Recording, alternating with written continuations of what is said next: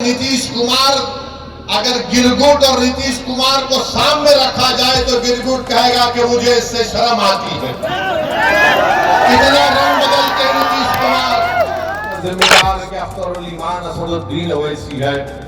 हमारे 4 विधायक को इन्होंने तोड़ लिया तो रोकने के नाम पर आपने वोट किया। मगर बताइए आज आप क्या देख रहे हैं? इल्जाम अख्तरुल ईमान पर लगता है। आप देख रहे हैं केवल सच। आपको सुना, मैं शुरुआत में अपनी जानिब से और मजलिस इत्तेहाद मुस्लिमीन की जानिब से जो हालिया महीने में और फिर 2 दिन पहले हमारे असलम साहब का जो गोपालगंज में उनकी हत्या कर दी गई, उनका कत्ल कर दिया गया, और फिर सीवान में आरिफ जमाल साहब को भी उनकी हत्या और कत्ल कर दिया गया। मैं आज आपके दरमियान में खड़े होकर इन दोनों पसमानदगान और इनके ख़ानदान से न सिर्फ इजहार ताज़ियत उनको पेश करता हूँ, बल्कि मैं उनके परिवार को, उनके अफराद ख़ानदान को, उनके चाहने वालों को और सीवान और गोपालगंज के अवाम को ये बताना चाहूँगा और उन तक मैं पैगाम देना चाहूँगा कि हम उस ख़ानदान के साथ खड़े हैं। असलम साहब के और आरिफ जमाल साहब के और मजलिस इत्तेहाद मुस्लिमीन की पूरी कोशिश यही होगी कि जिन जालिमों ने असलम साहब को और आरिफ साहब का कत्ल किया, अल्लाह सुब्हानहू व तआला उन तमाम कातिलीन को अल्लाह उनको निस्त नाबूद करे। और हम बिहार की हुकूमत से इस बात का मुतालबा करते हैं कि वो उन तमाम कातिल जिनको गिरफ्तार किया गया है उनको सख्त से सख्त सजा दिलवाई जाए। मेरे अजीज दोस्तों और बुजुर्गों, मैं आपके दरमियान में आया हूँ और मैं आपको फिर से याद दिला रहा हूँ कि मैंने 1 साल पहले किशनगंज में आकर इस बात को कहा था कि नीतीश कुमार साथ नहीं रहने वाले हैं। नीतीश कुमार कुलाटी मारेंगे, पलटी मारेंगे। और नीतीश कुमार ने अपने हस्बे आदत और अपनी फितरत के मुताबिक उन्होंने फिर से बिहार की जनता को धोखा दिया। जब विधानसभा के चुनाव चल रहे थे, मैं आपको याद दिलाना चाहूंगा, मैंने कई मर्तबा आपके दरमियान में खड़े होकर कहा कि इन पर भरोसा मत करिए, अपने वोट को जाय होने मत दीजिए। मगर मजलिस के मुखालिफिन हम पर इल्जाम लगाते गए कि असदुद्दीन ओवैसी बी टीम है, असदुद्दीन ओवैसी वोट काटने के लिए आया है। मगर मेरे अजीज दोस्तों और बुजुर्गों, मेरी इज्जतदार माँ और बहनों, मेरे गयूर नौजवानों, बताओ जब मैं आपसे कह रहा था क्या वो बात आज सच नहीं निकली?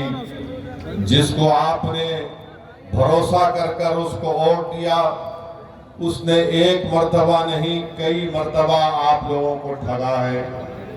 आपने सेकुलरिज्म के नाम पर, आपने बीजेपी को रोकने के नाम पर, मोदी को रोकने के नाम पर आपने वोट दिया। मगर बताइए आज आप क्या देख रहे हैं? इल्जाम अख्तरुल ईमान पर लगता है कि अख्तरुल ईमान और असदुद्दीन ओवैसी और आफ्ताब इंजीनियर बिहार में वोट तोड़ने के लिए आए हैं। मैं उनसे पूछना चाह रहा हूं, बताओ आज जिम्मेदार कौन है? आज जिन्होंने आपका वोट लिया और आपको धोखा नहीं दिया बल्कि आपके पीठ में खंजर घोंपा, आज वो सब के सब खामोश बैठे हैं। इसका जिम्मेदार न सिर्फ नीतीश कुमार है बल्कि इसका जिम्मेदार तेजस्वी यादव भी है। इसका जिम्मेदार भारत के वजीर आजम नरेंद्र मोदी है। ये तमाम के तमाम तीनों पलटू मास्टर हैं। बोलते एक है और सत्ता के लिए कुछ भी कर जाते हैं। अगर हम चुनाव लड़ते हैं तो हम पर इल्जाम लगा दिया जाता है, मगर आज बिहार में बीजेपी अगर सत्ता में है तो इसका जिम्मेदार ना सिर्फ नीतीश कुमार है, बल्कि इसका जिम्मेदार तेजस्वी यादव भी है कि आपने आज बिहार की जनता पर बीजेपी को मुसल्लत करके रख दिया। आपकी नादानी और गलतियों की वजह से आज बिहार में आरएसएस मजबूत हो रही है। हम चुनाव लड़ते हैं तो हम पर उंगलियां उठाई जाती हैं, इल्जामात लगाए जाते हैं, मगर बताओ आज बिहार में अगर बीजेपी की सरकार बनती है तो इसका जिम्मेदार क्या अख्तरुल ईमान असदुद्दीन ओवैसी है। हमारे 4 विधायक को इन्होंने तोड़ लिया। आपने मजलिस के उम्मीदवार को आपने अपने वोट और दुआओं से कामयाब किया। मजलिस के 4 विधायक को तोड़ा, ये बोलकर तोड़ा कि हम बीजेपी को रोकेंगे। बताओ तुमने क्या बीजेपी को रोका? तुम सिर्फ अपनी अना की तस्कीन के लिए तुमने मजलिस के 4 विधायक को तोड़ा। तुम नफरत करते हो कि सीमांचल की सरजमीन से गरीब और मजलूमों की एक सियासी लीडरशिप जो भर रही थी, तो तुम ये नहीं चाहते थे कि सीमांचल की जनता से इंसाफ हो। तुम ये जानते थे कि मजलिस ने यहाँ पर सीमांचल की आवाम में एक सियासी इंकलाब को बर्पा कर दिया। तुम ये नहीं बर्दाश्त कर सकते थे कि सीमांचल की जनता से इंसाफ होगा, उनको उनका हक मिलेगा। तो झूठ बोलकर हमारे 4 विधायक को नीतीश कुमार ने और तेजस्वी ने तोड़ा।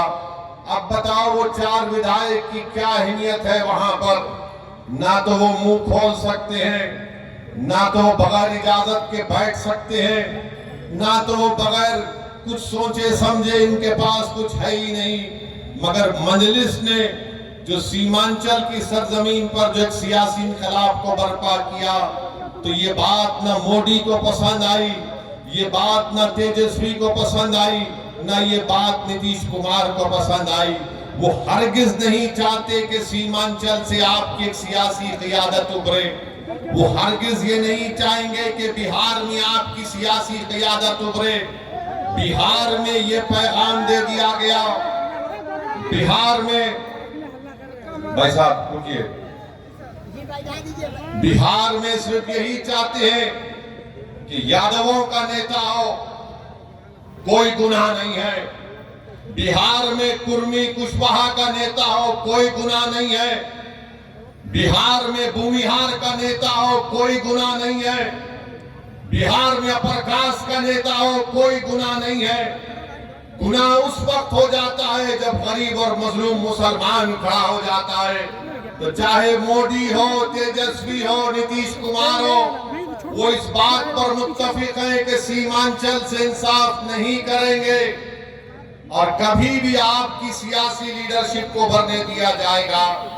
इसीलिए धोखा देकर, आपकी पीठ में खंजर मारकर, आपके वोटों से मुंतखब शुदा, आपकी दुआओं से मुंतखब शुदा 4 विधायक को उन्होंने खरीद लिया।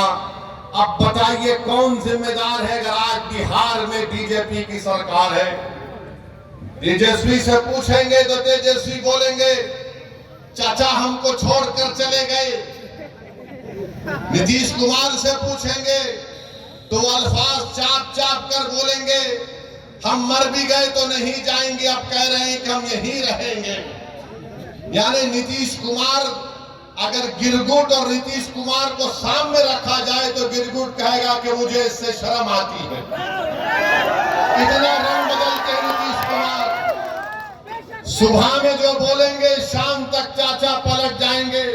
अरे जब तुम सत्ता में तेजस्वी चाचा के साथ आ गए तो बड़ा हाथ पकड़ कर चल रहे थे, गले मिल मिल कर बोल रहे थे कि हम ये कर देंगे। बताओ फिर क्या हुआ? क्या सीमांचल की जनता से इंसाफ हुआ? क्या सीमांचल में यहाँ पर आप ही के इस विधानसभा में यहाँ पर 2 अनुमंडल की जरूरत थी, क्या एक अनुमंडल खुला? 10वीं जमात के इम्तिहानात चल रहे, हमारे बच्चों को तकलीफ होती है, यहाँ की जनता को तकलीफ होती है। मगर सिर्फ खेल सत्ता का है और सिर्फ कोशिश यही होगी कि कहीं से भी किधर से भी सीमांचल की जनता से इंसाफ ना हो। मैं पहले भी आपसे कहा और आज फिर कह रहा हूं मेरे भाई, जब तक अल्लाह असदुद्दीन ओवैसी को जिंदा रखेगा मैं सीमांचल की लड़ाई लड़ता था, लड़ रहा हूं और इंशाअल्लाह ताला लड़ता रहूंगा। सीमांचल की आवाज कभी खत्म होने वाली नहीं है। अगर तेजस्वी और नीतीश ये समझते हैं कि हमारे 4 विधायकों को तोड़कर तुमने सीमांचल की आवाज को खत्म करके रख दिया, मैं बताना चाह रहा हूं नरेंद्र मोदी को, नीतीश कुमार को, तेजस्वी को, सीमांचल की आवाज कभी खत्म होने वाली नहीं है। तुम तीनों इस बात को सुन लो, जब 2024 के लोकसभा के इलेक्शन होंगे तो इंशाअल्लाह ताला भारत की सबसे बड़ी पंचायत लोकसभा में सीमांचल की जनता अपने इंसाफ के लिए, अपने मान और सम्मान के लिए, अपनी गीरत के लिए सीमांचल की जनता इंशाअल्लाह ताला अख्तरुल ईमान को यहां से अपना एमपी बनाकर लोकसभा में भिजाएंगे। और अख्तरुल ईमान सीमांचल जिंदाबाद का नारा लगाएगा, लोकसभा में सीमांचल के इंसाफ की बात करेगा। अरे बताओ तुम कब तक धोखा दोगे सीमांचल की आवाम को? तुमने क्या किया? बोलते हैं कि हमने विकास किया। बताओ, वो उर्दू टीचर का मसला 2012 से चल रहा है, तुमने कौन सा विकास किया हमको बताओ। तुमने क्या उर्दू टीचर को भर्ती किया? नहीं किया आपने। मेरे भाई, आज आप देखते हैं कि देश में, मुल्क में किस तरह का माहौल है। फिरका परस्ती अपने अरूज पर है।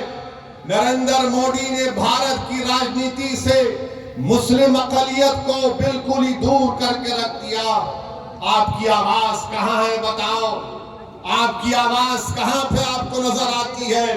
ये आपने जिसको अपना एमपी बनाकर कामयाब किया, क्या आपने कभी इसकी जबान से सुना भारत की पार्लियामेंट में सीमांचल की आवाम से इंसाफ होगा? क्या तुमने कभी सुना कि इसने कभी पार्लियामेंट में उठकर एक लफ्ज कहा हो बाबरी मस्जिद का? अरे जो मुझ पर इल्जाम लगाते, मैं तुमको चैलेंज कर रहा हूं, तुम कल प्रेस कॉन्फ्रेंस करके बाबरी मस्जिद का नाम ले लो। तुम कल प्रेस कॉन्फ्रेंस करके कह दो कि 6 दिसंबर 1992 को भारत के संविधान की धज्जियां उड़ाई गई थी। नहीं बोलेंगे।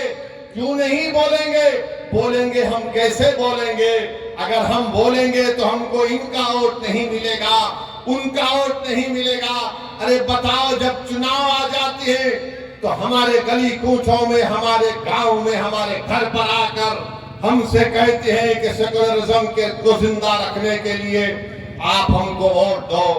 मैं आपसे पूछना चाह रहा हूं मेरे अजीज दोस्तों, मेरी इज्जतदार माँ और बहनों, बताओ अगर नीतीश कुमार का नाम असदुद्दीन ओवैसी होता तो तुम क्या करते? नीतीश कुमार की जगह असदुद्दीन ओवैसी ये काम करता तो इस तमाम के तमाम खड़े हो जाते। ये तमाम के तमाम ये कहते हैं कि अगर ये मर जाए तो कब्रिस्तान में इसको जगह मत दो, मगर उसका नाम नीतीश कुमार है तो तुम अपनी जबानें बंद कर बैठते हो। मैं चुनाव लड़ता हूं, तेजस्वी मिलकर हुकूमत बनाते हैं और फिर बीजेपी को बिहार में मुसल्लत करते हैं क्योंकि उनका नाम तेजस्वी है। तुम उसको कुछ नहीं बोलोगे। अरे मेरे भाई, यही तो हम आपको बताना चाहते हैं, यही इनकी नाइंसाफी है, यही इनका आपसे कोई मोहब्बत नहीं, ये नफरत करते हैं आपसे। इसीलिए हम आपसे अदबन गुजारिश करने आए हैं कि आप इस बार आने वाले लोकसभा के चुनाव में अपने वोट का सही इस्तेमाल करिए, अपनी लीडरशिप को बनाइए। बीजेपी के पास 306 एमपी है, एक भी मुस्लिम अकलियत का एमपी नहीं है। राजद के तो कोई एमपी नहीं है। कांग्रेस में है कितने? एक ही है उनके खाली 50। मगर बताओ फिर आपकी आवाज कौन उठाएगा? कौन आपके हक के लिए लड़ेगा? कौन तुम्हारी मस्जिदों की हिफाजत की आवाज उठाएगा? कौन तुम्हारी शरीयत की मदाखलत के अगर होगी तो उसके खिलाफ खड़ा हो जाएगा? कौन अगर किसी बिल्किसबानों को अगर नाइंसाफी होगी तो कौन उसकी आवाज उठाएगा? कौन सीमांचल की लड़ाई लड़ेगा? याद रखो, सीमांचल की यह लड़ाई अख्तरुल ईमान से हटकर कोई नहीं लड़ सकता। मैं जिम्मेदारी के साथ आपसे कह रहा हूं, अगर आप मुत्तहिदा तौर पर अपने वोट का इस्तेमाल करेंगे तो इंशाअल्लाह ताला यकीनन किशनगंज से मजलिस इत्तेहादुल मुस्लिमीन का उम्मीदवार आपकी दुआ और वोटों से यहां से मेंबर ऑफ पार्लियामेंट बनकर इंशाअल्लाह ताला जाएगा। बीजेपी अब खुलकर कह रही है, देश के प्रधानमंत्री तो अब तो बड़े पुजारी भी बन चुके हैं वो, माशाअल्लाह से हर चीज वो कर लेते हैं। माने कहां कहां आप देखते हैं, अब वो कह रहे हैं कि 370 सीट पर जीतेंगे। मेरे भाई, क्या ये नाम निहाल सेकुलर पार्टियां रोक पाएंगी बीजेपी को? क्या ये रोक पाए 2014 में? मैं जब सवाल करता हूं 2014 में हमने कितने पार्लियामेंट की सीट लड़े? 2 लड़े। 2019 में हम 3 लड़े। भारत की पार्लियामेंट में 540 लोकसभा की सीटें हैं, मगर हर एक की जबान पर क्या होता? ओवैसी है, ओवैसी खड़ा हो गया। इनको मेरे इलेक्शन लड़ने से ज्यादा इस बात का इनको डर है कि ये आज खड़ा हो रहा है तो कल ये हजारों लाखों को हमारे खिलाफ खड़ा कर देगा, इसीलिए इनको डर होता है। ये नहीं चाहते कि कोई इनके सामने खड़ा हो, वो सब के सब यही चाहते हैं कि तुम सिर्फ दरी बिछाओ, तुम इनके घर में जाओ तो अपनी चप्पल और जूता उतार कर सर को झुकाकर नीचे बैठ जाओ। मैं तुमसे कह रहा हूं मेरे भाई, भारत का संविधान सबको बराबरी का हक दिया है। हम ना किसी के सामने झुकेंगे, ना किसी से भीख मांगेंगे। संविधान ने जो कहा है कि बराबरी मिलनी चाहिए, इंसाफ होना चाहिए, यही लड़ाई मजलिस इत्तेहादुल मुस्लिमीन लड़ रही है। तो ना ये बात मोदी को पसंद आती है, ना ये बात तेजस्वी यादव को पसंद आती है। और नीतीश कुमार तो माशाल्लाह मैं सुनता हूं, नहीं मालूम अख्तर भाई सही बोलेंगे, अभी अब शाम के 5 बज रहे हैं तो नीतीश कुमार बोलते नहीं सुबह के 5 बज रहे हैं। नहीं मालूम, ऐसा कुछ सुनने में आया, नहीं मालूम, ऐसा कुछ सुनने में आता है। सच क्या है झूठ क्या है मुझे नहीं मालूम, मगर मेरे भाई, मेरे बुजुर्गों, मेरी इज्जतदार माँ और बहनों, देश में जो माहौल पैदा किया जा रहा है, इस माहौल को रोकना है आपको। इस माहौल को आप सिर्फ जज्बाती तकारीर और नारों से नहीं रोकेंगे। इस माहौल को अगर आपको रोकना है तो आपको अपनी लीडरशिप को मजबूत करना पड़ेगा।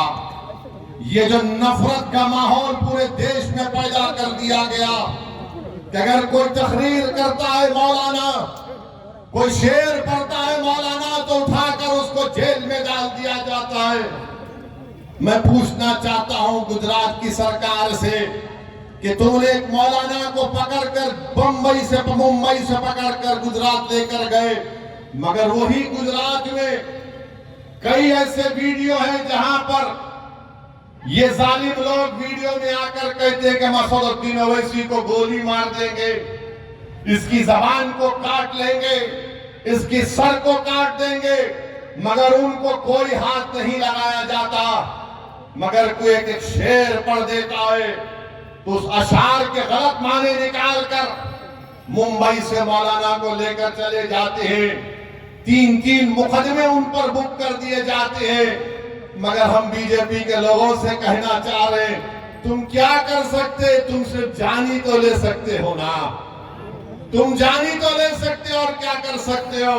अगर मेरे मुकद्दर में जो लिखा अल्लाह ने लिख दिया वो तो पूरा होकर रहेगा, मगर जब तक हम जिंदा रहेंगे हम बातिल को बातिल कहेंगे, हम बातिल से समझौता नहीं करेंगे, हम बातिल को खुश करने के लिए अपनी पॉलिसी को लचकदार नहीं बनाएंगे।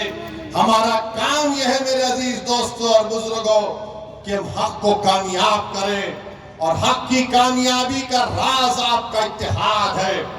याद रखिए, कब तक आप सेकुलरिज्म के नाम पर ठगे जाएंगे, कब तक आप सेकुलरिज्म के नाम पर इनको वोट देंगे और वो बीजेपी को बिहार में सत्ता देंगे। मैंने 2015 में भी कहा था तुमसे, मगर तुमने मेरी बात पे यकीन नहीं किया। मैंने 2019-20 में भी कहा था, मगर आपने मेरी बात को नहीं समझा। कम से कम अब तो समझ जाओ। याद रखो, तुम अपने मुकद्दर के फैसले कर सकते हो। तुम में इतनी ताकत है कि मुस्तकबिल में तुम्हारे हक में जो फैसले लिए जाएंगे तुम खुद उसको कर सकोगे। अगर आज आप मुत्तहिद होकर अपने वोट का इस्तेमाल नहीं करेंगे तो नुकसान आपका होगा, नुकसान सीमांचल की गरीब जनता का होगा। ये आवाज को उठना चाहिए मेरे अजीज दोस्तों और बुजुर्गों। आप देखते हैं कि भारत की पार्लियामेंट में हर मसले के ऊपर मजलिस इत्तेहादुल मुस्लिमीन के अरकान पार्लिमान अपनी आवाज को उठाते हैं। किशनगंज में अलीगढ़ मुस्लिम यूनिवर्सिटी का मसला मजलिस के एमपी उठाते हैं। मसाजिद का मसला 500-600 साल की मेहरौली की मस्जिद को शहीद कर दिया गया। क्या आपके किशनगंज के कांग्रेस के एमपी ने मुंह खोला? नहीं बोल सके। किसने बोला? मजलिस इत्तेहादुल मुस्लिमीन ने उसकी आवाज उठाई। आप देखते हैं बिल्किस बानो का मसला हुआ, किसने पार्लियामेंट में उसका मसला उठाया? मजलिस ने उसका आवाज उठाई इंसाफ के लिए। तो मेरे अजीज दोस्तों और बुजुर्गों, मेरी आपसे सिर्फ यही अपील है कि आने वाले लोकसभा के चुनाव में आप मुत्तहदा तौर पर एक अच्छा फैसला लीजिए। हम भी नहीं चाहते कि बिहार में बीजेपी और नीतीश कुमार के एमपी कामयाब हो जाएं। हम तो शुरू से कोशिश कर रहे रोकने की, मगर जो लोग आपका वोट लेकर मोदी के गोद में बैठकर चाय पीती है, कभी आप इनसे भी तो पूछो कि तुमने हमारा वोट लेकर तुमने कैसे बीजेपी को सत्ता दे दी बिहार में। मेरे अजीज दोस्तों और बुजुर्गों, आप देख रहे हैं कि कैसे किस तरीके से कभी हमारी मसाजिद को निशाना बनाया जाता है, कभी शरीयत में मदाखलत की बात की जाती है। उत्तराखंड में यूनिफॉर्म सिविल कोड का एक नाम से बिल ला दिया गया, यूनिफॉर्म तो है ही नहीं। अब नहीं मालूम नीतीश कुमार क्या करने वाले हैं। बीजेपी के साथ मिलकर बैठे हैं। यहां पर फसाद हुआ था 1 साल पहले, 100 साला मदरसे को जला दिया गया। मैं तुमसे पुकार कर कह रहा था, कहां है वो सेकुलरिज्म के दावे करने वाले? कहां है तेजस्वी यादव? 100 साल के मदरसे को जला दिया गया, कोई आवाज नहीं उठी। एक 12 साल के बच्चे को सीवान में पकड़कर उसको 8 दिन जेल में डाल दिया गया, किसी ने आवाज नहीं उठाई। मैं कह रहा था, पुकार रहा था। मेरे भाई याद रखो, अगर तुम्हारे लिए कोई लड़ने वाला नहीं होगा तो जुल्म जारी रहेगा। हमारे वतन अजीज की हकीकत यही है कि जब तक तुम्हारी आवाज नहीं होगी तुम्हारा कोई पुरसाने हाल नहीं हो सकता है। जब तक तुम्हारा नेता नहीं होगा कोई तुम्हारा काम नहीं कर सकेगा। आप बताइए, इतनी बड़ी तादाद में सर्वे हो गया, का सेंसस हुआ, जो अख्तर भाई ने मुझे यहां पर बताया कि इतना बड़ा सर्वे यहां पर हुआ सुरजापुरी बिरादरी का। अख्तर भाई ने बताया कि सुरजापुरी बिरादरी 24 लाख है और उनको नौकरी मिलनी चाहिए 38,000 के करीब, और उनको नौकरी मिली सिर्फ 15,350। क्या सुरजापुरी भाइयों ने कि फिर फैसला कर लेंगे कि तुम इनको वोट दोगे? सोचो आपको मैं बुरा लगता हूं ना इनकी मेरी बात बुरी लगती है, तो ये तो गवर्नमेंट कह रही है।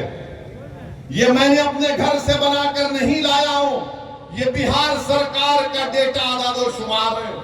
हमारे शेरशाहवादी भाई जिनकी आबादी 13 लाख है, उनको नौकरी मिलनी चाहिए 20,421 और नौकरी उनको मिली सिर्फ 5,734। मैं हमारे गयूर शेरशाहवादी भाइयों से पूछना चाह रहा हूं, तुम किसको अपना जिम्मेदार खड़ा करते हो? मेरे भाई, कुलैया भाइयों की आबादी 12 लाख है, उनको नौकरी मिलनी चाहिए 12,904 और नौकरी मिली 6,750। अब कौन क्या करोगे तुम? ये जो दल्लाल फिरते हैं, हमारी कौम के दल्लाल, अरे दल्लालों, अभी तो अपना मुंह काला करके घर में बैठ जाओ। बरसों से धोखा दिया गया, बरसों से धोखा दिया गया। ये मैं नहीं कह रहा हूं, बिहार सरकार कह रही है। सुरजापुरी बिरादरी को नौकरी नहीं मिलेगी तो सेकुलरिज्म की कामयाबी है। शेरशाहवादी को नौकरी नहीं मिलेगी तो क्या मोदी को रोका जा रहा है? कुलैया बिरादरी को हिस्सा नहीं मिल रहा है मगर तेजस्वी मुख्यमंत्री बनेगा? अरे शर्म करो, अपने बाप का नाम मिट्टिया मिलीत मत करो।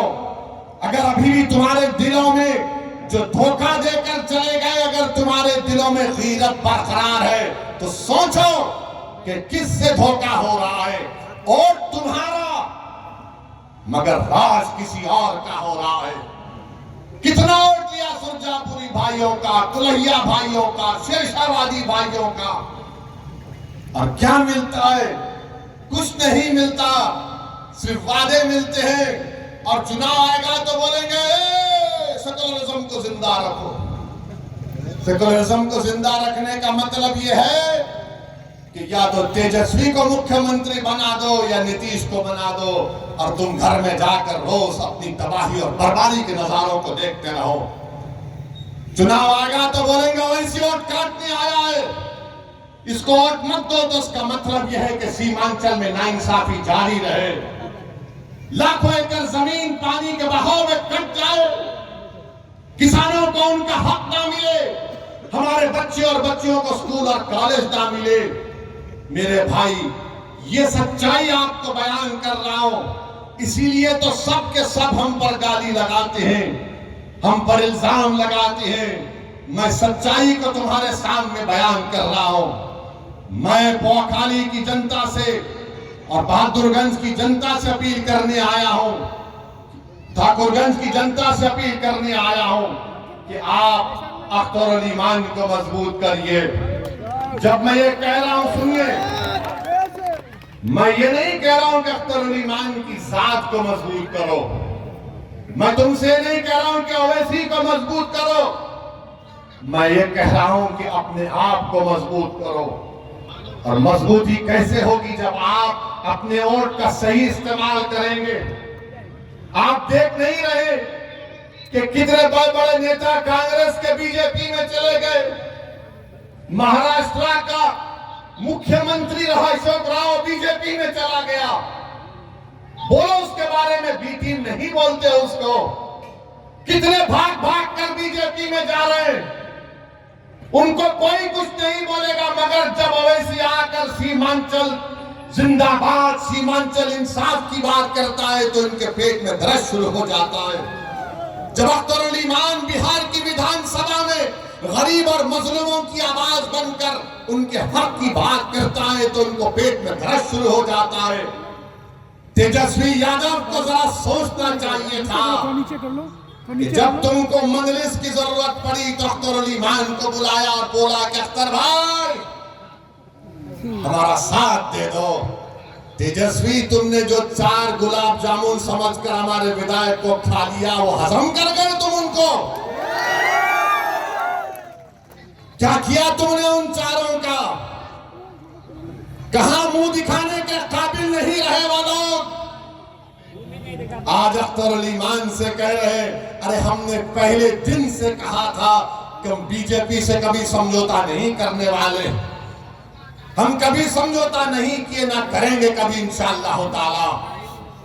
2 मर्तबा नीतीश कुमार को तुमने मुख्यमंत्री बनाया और 2 मर्तबा नीतीश कुमार ने बिहार की जनता को धोखा दिया और बीजेपी को सत्ता दी। मगर बताओ, इनकी जबानें बंद है, जबानें बंद है, कुछ नहीं कहते। मगर मेरे अजीज दोस्तों और बुजुर्गों, हम आपसे सिर्फ यही अपील करने आए हैं कि आने वाले लोकसभा के चुनाव में नरेंद्र मोदी के 370 का वो दावा कर रहे हैं, उसको रोकने के लिए, सेकुलरिज्म को हकीकी कामयाबी दिलाने के लिए, सीमांचल में इंसाफ की लड़ाई लड़ने के लिए, बिहार के गरीब और मजलूमों के ताकतवर आवाज को पार्लियामेंट में पहुंचाने के लिए, वतन अजीज के गरीब और मजलूम अकलियतों की आवाज को बिहार से पार्लियामेंट तक भिजाने के लिए हम आपसे ये अपील करने आए हैं, गुजारिश करने आए हैं कि आप अब की बार मजलिस को वोट दीजिए। जो लोग सेकुलरिज्म की बात करते हैं वो सिर्फ तुम्हारा वोट लेना चाहते हैं और उसके बाद वो बीजेपी को इख्तियार देना चाहते हैं। तो हम आपसे अपील कर रहे हैं कि आने वाले लोकसभा के चुनाव में आप मुत्तहिदा तौर पर अपने वोट का इस्तेमाल करते हुए अपनी आवाज को लोकसभा तक भिजाइए ताकि आपके इत्तेहाद, हाँ, ये जो तेजस्वी यादव है यहीं पर कहा था सीमांचल डेवलपमेंट बोर्ड बनाएंगे, कहा था ना जी जी, यही कहा था। हमारी बात का यकीन कर लो। सीमांचल डेवलपमेंट बोर्ड कहां गया? हजम कर गए तुम उसको भी। जब वोट लेना आता है तो सब खड़े होकर झूठी बातें करते हैं। क्या कहा था तेजस्वी ने कि हैदराबाद से ओवैसी आया, इसको बिरयानी खिलाकर भिजा दो। अरे तेजस्वी, तुमको कभी खाने की जरूरत पड़ गई तो हम अपने घर से भिजाने को तैयार हैं। बताओ, मगर तुमने सीमांचल की जनता का खाना छीन लिया, तुमने सीमांचल के गरीबों से इंसाफ नहीं किया। तुम तो डिप्टी चीफ मिनिस्टर बन गए, चाचा को मुख्यमंत्री बना दिए और खूब तुमने गुलाब जामुन खाए, खूब मलाई खाई, मगर सीमांचल की जनता परेशान है। तो इसीलिए हम आपसे अपील कर रहे हैं कि आप आने वाले चुनाव में मुत्तहिदा तौर पर मजलिस का साथ दीजिए।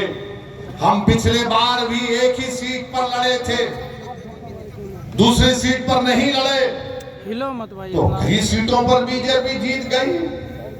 मगर अब की बार इंशाअल्लाह ताला किशनगंज भी लड़ेंगे और भी कई पार्लियामेंट की सीट पर इंशाअल्लाह ताला हम सोच और विचार कर रहे हैं, क्योंकि हम जान चुके हैं कि तुम बीजेपी को नहीं रोक सकते।